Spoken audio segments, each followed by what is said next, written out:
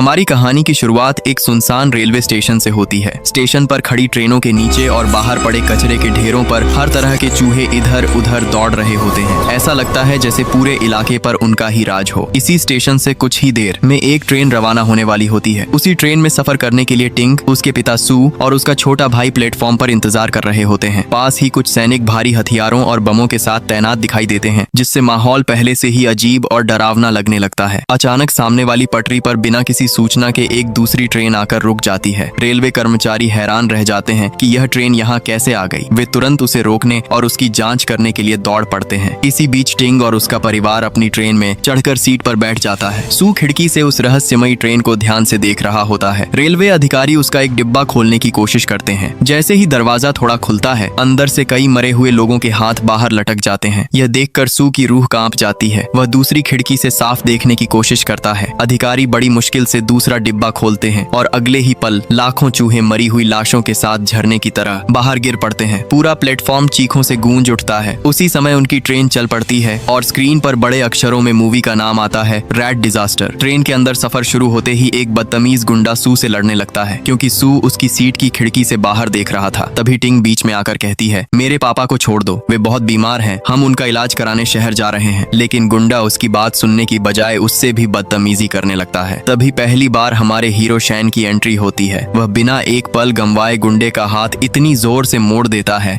कि वह दर्द से चिल्ला उठता है। उसके साथ ही तुरंत उसे शांत रहने के लिए कहते हैं और मामला वहीं खत्म हो जाता है। टिंग शैन की बहादुरी से प्रभावित हो जाती है और दोनों साथ बैठकर बातें करने लगते हैं। इधर सू टहलते हुए ट्रेन के पीछे वाले डिब्बों की तरफ पहुंच जाता है। वहां अमीर यात्रियों और रेलवे अधिकारियों के बीच उसे अपनी बड़ी बेटी लिंग दिखाई देती है, जो अपने प्रेमी जैंग के साथ बैठी खाना खा रही होती है। अपनी बेटी को देखकर सू का गुस्सा फूट पड़ता है। वह कहता है, मैंने पूरी जिंदगी लोगों की सेवा की, तुम्हें डॉक्टर बनाने का सपना देखा, लेकिन तुम हमें छोड़कर इसके साथ भाग गई। गुस्से में वह लिंग पर हाथ उठा देता है। यह देखकर अधिकारी समझते हैं कि वह बिना वजह लड़की को मार रहा है। वे सू को पकड़कर ट्रेन के आखिरी डिब्बे में ले जाते हैं और हथकड़ी से बांध देते हैं। रात गहराने लगती है। ज्यादातर यात्री सो चुके होते हैं। तभी टिंग का छोटा भाई ऊपर से कुछ अजीब आवाजें सुनता है। वह धीरे धीरे आवाज का पीछा करते हुए डिब्बे के आखिरी हिस्से तक पहुंचता है। वहां एक बैग हिलता हुआ दिखाई देता है। डरते डरते उसे खोलता है, लेकिन उसमें से सिर्फ एक बिल्ली निकलकर भाग जाती है। बच्चा राहत की सांस लेता है। उसी समय आखिरी डिब्बे में किसी आदमी की दर्दनाक चीख सुनाई देती है। अधिकारी दौड़कर उसके पास पहुंचते हैं तो देखते हैं कि उसके पूरे शरीर पर हजारों चूहे टूट पड़े हैं। अगले ही पल वही चूहे अधिकारियों पर भी हमला कर देते हैं। अफरा तफरी में हथकड़ी की चाबी सू के पैरों के पास गिर जाती है। सू जल्दी जल्दी हथकड़ी खोलने की कोशिश करता है, जबकि सामने दोनों अधिकारी चूहों के हमले का शिकार हो जाते हैं। इसी दौरान घने बादल सूरज को ढक लेते हैं और अचानक चारों तरफ अंधेरा छा जाता है। जैसे ही रोशनी कम होती है, चूहों का आतंक और बढ़ जाता है। अमीर यात्रियों वाले डिब्बे में भी अजीब आवाजें आने लगती हैं। एक महिला डरकर अपने पति से कहती है कि शायद कोई चूहा है। वह आदमी एक डंडा लेकर आवाज की दिशा में मारता है। जैसे ही वह छत की लाइट पर वार करता है, ऊपर बना छेद टूट जाता है और लाखों चूहे झरने की तरह यात्रियों पर गिर पड़ते हैं। पूरा डिब्बा चीखों से भर जाता है। लोग जान बचाकर भागने लगते हैं। जेंग लिंग का हाथ पकड़कर खींचता है, लेकिन लिंग रोते हुए कहती है, मेरे पापा पीछे हैं, मुझे उन्हें बचाना है। जेंग उसे जबरदस्ती आगे ले जाता है। उधर सू किसी तरह हथकड़ी खोलकर बाहर निकलता है। वह सीटों के ऊपर से छलांग लगाते हुए दरवाजा बंद करता है और अपने परिवार के पास पहुंचता है। टिंग उसे बताती है कि उसने लिंग को जल्दी में भागते देखा था। सू समझ जाता है कि खतरा अब पूरे ट्रेन में फैला है। वह सबको तुरंत वहां से निकलने के लिए कहता है। कुछ लोग उसकी बात का मजाक उड़ाते हैं। उन्हें लगता है कि कोई चूहों से भी डरता है, लेकिन शैन और टिंग उसकी बात पर भरोसा करते हैं और उसके साथ चल पड़ते हैं। कुछ ही सेकंड बाद वही डिब्बा लाखों चूहों से भर जाता है। जो लोग हंस रहे थे, वही अब अपनी जान बचाने के लिए चीखते हुए भाग रहे होते हैं। लोग जान बचाने के लिए एक एक डिब्बा पार करते हुए इंजन की तरफ भागने लगते हैं। पीछे से चूहों का झुंड किसी बाढ़ की तरह उनका पीछा कर रहा होता है। जो भी थोड़ा सा पीछे रह जाता, अगले ही पल चूहे उस पर टूट पड़ते। पूरे ट्रेन में सिर्फ चीखें और भगदड़ सुनाई दे रही होती है। आगे पहुंचते ही जैंग के पिता घबराकर दूसरे डिब्बे का दरवाजा बंद कर देते हैं। उनके पीछे कई लोग मदद की गुहार लगाते रहते हैं, लेकिन वे किसी की बात नहीं सुनते। लिंग रोते हुए कहती है, मेरे पापा और मेरी बहन अभी पीछे हैं, कृपया दरवाजा खोल दीजिए। लेकिन जैंग के पिता सख्त आवाज में कहते हैं, अगर हमने दरवाजा खोल दिया तो चूहे अंदर आ जाएंगे और हम सब मर जाएंगे। यह सुनकर लिंग की आंखों से आंसू बहने लगते हैं। जैंग भी असहाय होकर चुप खड़ा रहता है। उधर सू, टिंग, शैन और बाकी लोग किसी तरह चूहों से बचते हुए आगे बढ़ रहे होते हैं। तभी ट्रेन में अनाउंसमेंट होती है कि कुछ डिब्बों को अलग किया जाएगा। शैन तुरंत ऊपर लगी इमरजेंसी हैच खोलता है और ट्रेन की छत पर चढ़ जाता जाता है। उसके पीछे टिंग और उसका छोटा भाई भी ऊपर पहुंच जाते हैं। सू पीछे मुड़कर देखता है तो चूहे एक एक करके हर डिब्बे का दरवाजा तोड़ते हुए आगे बढ़ रहे होते हैं। वह भी जल्दी से अपने बेटे को ऊपर चढ़ाता है और खुद भी छत पर आ जाता है। तभी नीचे से एक आदमी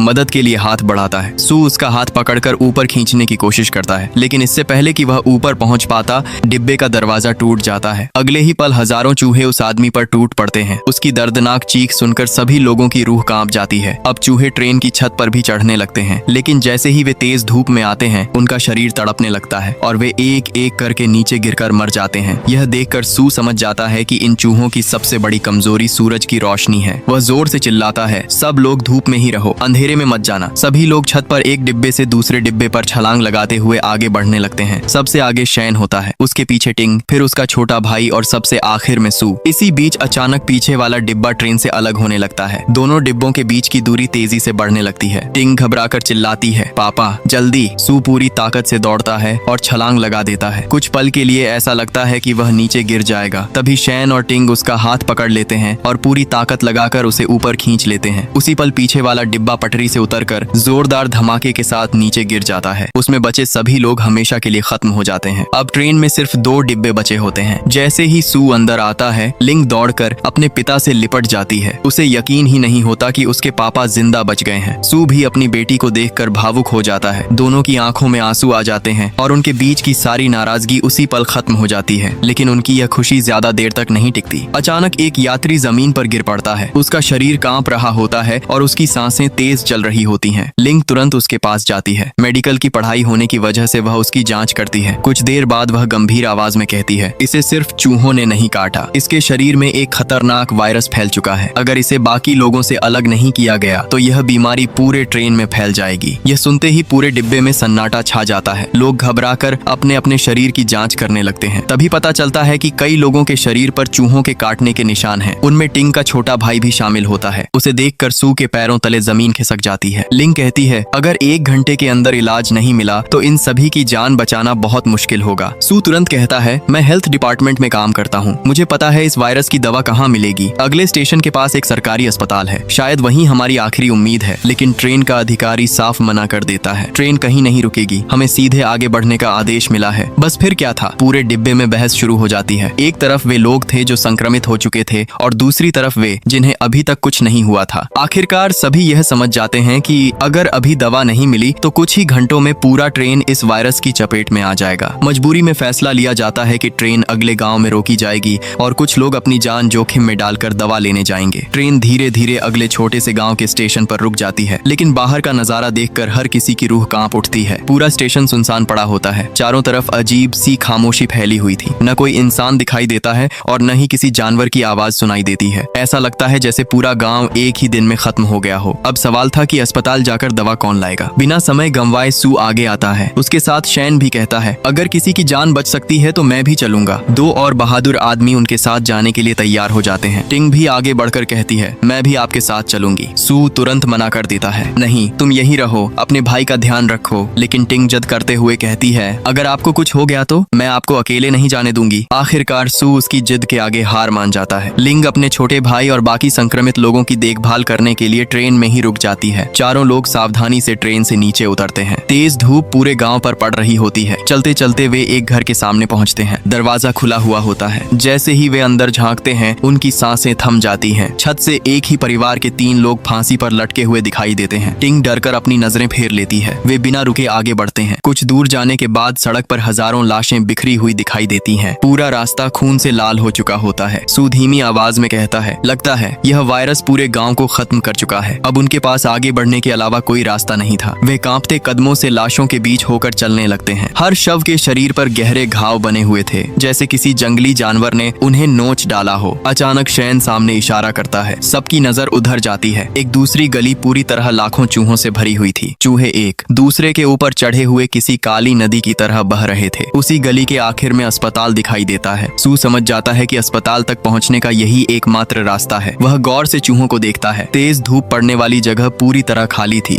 जबकि सारे चूहे सिर्फ छाया में जमा थे। सू तुरंत कहता है, ध्यान से देखो, ये चूहे धूप से डरते हैं। जब तक धूप है हम सुरक्षित हैं। तभी आसमान में काले बादल छाने लगते हैं। जैसे ही अंधेरा बढ़ता है, लाखों चूहे दीवारों और पाइपों पर पर चढ़ने लगते हैं। सभी लोग दौड़कर ऊपर लगे पाइप को पकड़ लेते हैं और उसी के सहारे आगे बढ़ने लगते हैं। तभी पीछे चल रहे एक आदमी का पैर फिसल जाता है। वह सीधे नीचे चूहों के बीच गिर पड़ता है। उसकी दर्दनाक चीख पूरे इलाके में गूंज उठती है। कुछ ही सेकंड में चूहों का झुंड उसे पूरी तरह ढक लेता है। बाकी लोग डर के मारे पीछे भी नहीं देखते और पूरी ताकत से पाइप पकड़कर अस्पताल की तरफ बढ़ते रहते हैं। आखिरकार वे किसी तरह अस्पताल के मुख्य दरवाजे तक पहुंच जाते हैं। अंदर घुसते ही शैन दरवाजा बंद कर देता है, लेकिन बाहर हजारों चूहे दरवाजे पर टूट पड़ते हैं। शैन अपनी जेब से एक छोटा बम निकालता है और दरवाजे के बाहर फेंक देता है। एक जोरदार धमाका होता है। सैकड़ों चूहे हवा में उछलकर मर जाते हैं। कुछ पल के लिए बाहर सन्नाटा छा जाता है। अस्पताल के अंदर घुप अंधेरा था। चारों लोग धीरे धीरे टॉर्च की रोशनी में आगे बढ़ते हैं। तभी अचानक पीछे से कोई आदमी उन पर हमला कर देता है। शैन तुरंत उसे पकड़कर जमीन पर गिरा देता है। डरा हुआ वह आदमी घबराते हुए कहता है, रुको, मैं दुश्मन नहीं हूँ। सू उसे शांत करते हुए कहता है, हम ट्रेन से आए हैं। हमारे कई लोगों को चूहों ने काट लिया है। हमें इस वायरस की दवा चाहिए। वह आदमी उनकी बातें सुनकर कुछ पल चुप रहता है। फिर उसकी आंखों में उम्मीद की चमक लौट आती है। वह कहता है, तो तुम्हें उस दवा के बारे में पता है? सू जवाब देता है, हाँ, और हमें बताया गया है कि वह इसी अस्पताल में मौजूद है। वह आदमी गहरी सांस लेकर कहता है, मैं इस अस्पताल का मैनेजर हूँ, मेरे पास आओ, शायद अभी भी देर नहीं हुई है। अस्पताल का मैनेजर उन्हें जल्दी जल्दी अंदर लेकर जाता है। उसके चेहरे पर कई दिनों की थकान और डर साफ दिखाई दे रहा होता है। चलते चलते वह एक कमरे का दरवाजा खोलता है। अंदर का नजारा देखकर सभी कुछ पल के लिए रुक जाते हैं। कमरे के एक कोने में उसकी पत्नी और लगभग 10 साल का बेटा बैठे होते हैं। दोनों के हाथ पैरों पर चूहों के काटने के गहरे निशान थे। उनके चेहरे पीले पड़ चुके थे और शरीर बुखार से कांप रहा था। मैनेजर उनकी तरफ देखकर धीरे से कहता है, घबराना मत, मुझे पता चल गया है कि इस बीमारी की दवा अभी भी अस्पताल में मौजूद है। मैं उसे लेकर अभी वापस आता हूँ। तब तक तुम दोनों यहीं रोशनी में बैठे रहना। उसकी पत्नी हल्की सी मुस्कान देती है, लेकिन उसकी आंखों में साफ दिख रहा होता है कि शायद अब उसके पास ज्यादा समय नहीं बचा है। इसके बाद मैनेजर सू, शैन, टिंग और बाकी लोगों को अस्पताल के अंदर बने एक पुराने अंडरग्राउंड रास्ते की तरफ ले जाता है।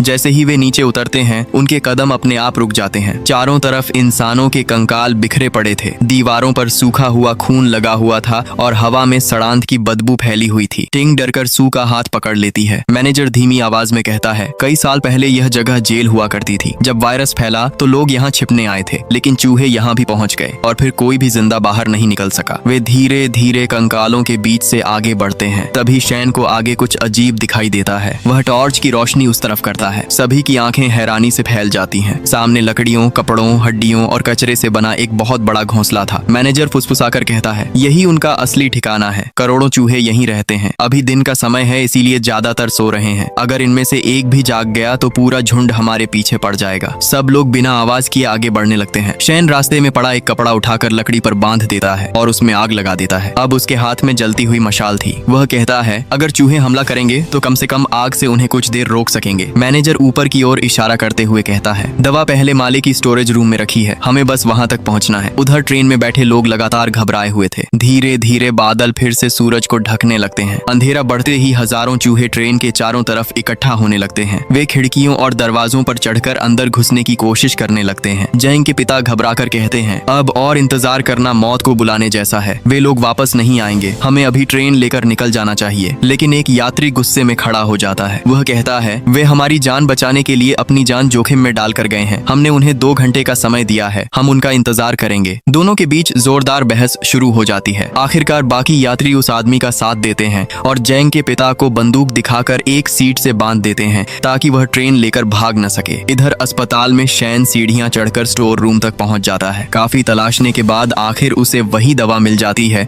जिसकी उन्हें तलाश थी। वह खुशी से दवा का बड़ा बॉक्स उठाता है और नीचे उतरने लगता है, लेकिन तभी उसका घायल पैर फिसल जाता है। जोरदार आवाज पूरे अंडरग्राउंड में गूंज उठती है। कुछ सेकंड के लिए पूरा माहौल बिल्कुल शांत हो जाता है। फिर अचानक सामने बने विशाल घोंसले में हलचल शुरू हो जाती है। करोड़ों लाल आंखें एक साथ खुल जाती हैं। लाखों चूहे एक साथ बाहर निकलने लगते हैं। उनकी ची ची की आवाज पूरे अंडरग्राउंड में गूंज उठती है। ऐसा लग रहा था जैसे काली बाढ़ उनकी तरफ दौड़ी चली आ रही हो। शैन दर्द से कराहते हुए जमीन से उठता है। उसके पैर में गहरी चोट लगी होती है, इसलिए वह तेज नहीं दौड़ पा रहा था। सू तुरंत दवा का बॉक्स उठाता है और चिल्लाता है, शैन जल्दी भागो। शैन पीछे रह जाता है। तभी मैनेजर पीछे मुड़कर देखता है कि चूहे अब उनसे कुछ ही कदम दूर हैं। वह तुरंत लोहे का भारी दरवाजा बंद करने के लिए लीवर खींच देता है। दरवाजा धीरे धीरे नीचे आने लगता है। शैन पूरी ताकत से दौड़ता है और आखिरी पल में दरवाजे के नीचे से फिसलकर बाहर निकल आता है। सभी लोग बिना रुके ऊपर की तरफ भागते हैं। ऊपर पहुंचकर मैनेजर अचानक रुक जाता है। उसे याद आता है कि उसकी पत्नी और बेटा अभी भी उसी कमरे में उसका इंतजार कर रहे हैं। वह भागकर कमरे में पहुंचता है, लेकिन वहां पहुंचते ही उसके कदम रुक जाते हैं। उसकी पत्नी अपने बेटे को सीने से लगाए हमेशा के लिए इस दुनिया से जा चुकी होती है। दोनों के चेहरे पर अजीब सी शांति थी। मैनेजर की आंखों से आंसू बहने लगते हैं। वह अपने बेटे को गोद में उठाकर फूट फूट कर रोने लगता है। सू उसके कंधे पर हाथ रखकर कहता है, चलो अभी यहाँ रुकना मौत को बुलाना है। लेकिन मैनेजर सिर हिलाते हुए कहता है, नहीं, मैंने इन्हें अकेला छोड़ दिया था, अब मैं इन्हें छोड़कर कहीं नहीं जाऊंगा। तभी बाहर से फिर चूहों की आवाजें सुनाई देने लगती हैं। मैनेजर दवा का बॉक्स सू के हाथों में थमा देता है और कहता है, इस दवा से जितनी जानें बच सकती हैं, उन्हें बचा लेना। यही मेरे परिवार की आखिरी इच्छा होगी। यह कहकर वह कमरे का दरवाजा अंदर से बंद कर लेता है। सू कुछ पल उसे देखता रहता है, लेकिन अब रुकने का समय नहीं था। वह, शैन, टिंग और बाकी साथी अस्पताल से बाहर की ओर भागने लगते हैं। उधर ट्रेन में बैठे लोगों की हालत भी खराब होती जा रही थी। बादलों ने पूरे आसमान को ढक लिया था। अंधेरा बढ़ते ही लाखों चूहे ट्रेन को चारों तरफ से घेर लेते हैं। अचानक एक यात्री डर के मारे दरवाजा खोलकर भागने की कोशिश करता है। जैसे ही वह बाहर निकलता है, चूहों का झुंड उस पर टूट पड़ता है। उसकी चीख सुनकर ट्रेन के अंदर बैठे सभी लोग सहम जाते हैं। कुछ ही देर बाद झेंग के पिता घबराकर ट्रेन से कूदने की कोशिश करते हैं, लेकिन बाहर निकलते ही चूहे उन पर भी हमला कर देते हैं। जेंग उन्हें बचाने के लिए दौड़ता है। लिंग खिड़की से यह सब देखती रह जाती है। उसकी आंखों के सामने उसका प्यार और उसका होने वाला ससुर हमेशा के लिए खत्म हो जाते हैं। वह जोर जोर से रोने लगती है। इधर सू और उसके साथी किसी तरह अस्पताल से निकलकर ट्रेन की तरफ भाग रहे होते हैं। पीछे से लाखों चूहे उनका पीछा कर रहे थे। धीरे धीरे ट्रेन आगे बढ़ने लगती है। सभी लोग राहत की सांस लेते हैं। पीछे दौड़ते चूहे धीरे धीरे दूर छूटने लगते हैं। ट्रेन के अंदर पहुंचते ही लिंग बिना एक पल गंवाए दवा के इंजेक्शन तैयार करती है। सू पहली बार मुस्कुराता है। उसे लगता है कि शायद अब सब कुछ ठीक हो जाएगा, लेकिन तभी ट्रेन अचानक जोरदार झटके के साथ रुक जाती है। सभी लोग घबराकर बाहर देखते हैं। सामने रेलवे ट्रैक पूरी तरह बंद पड़ा था। एक मालगाड़ी के कई डिब्बे पटरी से उतरकर रास्ता रोक चुके थे। उनके हटे बिना ट्रेन का आगे बढ़ना नामुमकिन था। कुछ पल के लिए पूरे डिब्बे में सन्नाटा छा जाता है। सू गहरी सांस लेते हुए कहता है, अगर हमने ये डिब्बे नहीं हटाए तो हम यहीं फंस जाएंगे, और अगर रात हो गई तो चूहे यहाँ भी पहुँच जाएंगे। शैन अपने घायल पैर के बावजूद खड़ा हो जाता है। वह मुस्कुराकर कहता है, इतनी दूर आकर हार मानने का सवाल ही नहीं उठता। ट्रेन में बचे हुए कुछ लोग भी हिम्मत जुटाकर बाहर उतर आते हैं। सभी मिलकर पलटे हुए डिब्बों को हटाने की कोशिश करने लगते हैं, लेकिन वे इतने भारी थे कि जरा सा भी नहीं हिल रहे थे। तभी दूर आसमान में फिर से काले बादल छाने लगते हैं। सू ऊपर देखकर घबरा जाता है। उसे पता था कि सूरज छिपते ही चूहे फिर बाहर निकल आएंगे। वह जोर से चिल्लाता है, जल्दी करो, हमारे पास ज्यादा समय नहीं है। इस बार सभी लोग एक साथ जोर लगाते हैं। धीरे धीरे पहला डिब्बा पटरी से हट जाता है। सबके चेहरे पर खुशी दिखाई देती है, लेकिन तभी दूर से वही डरावनी आवाज सुनाई देती है, ची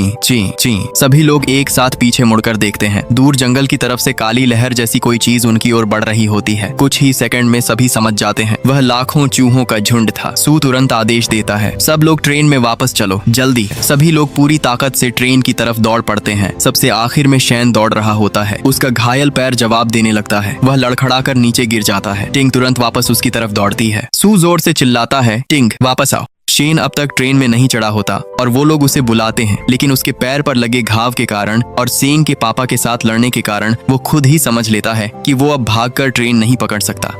वो हंसते हुए गुड बाय कह रहा होता है और फिर चूहे उसके शरीर पर चाहकर उसको काटने लगते हैं और उसे देखकर ट्रेन में बैठे हुए लोग दुखी हो जाते हैं और ये देखकर टिंग और सू थोर से रोने लगते हैं।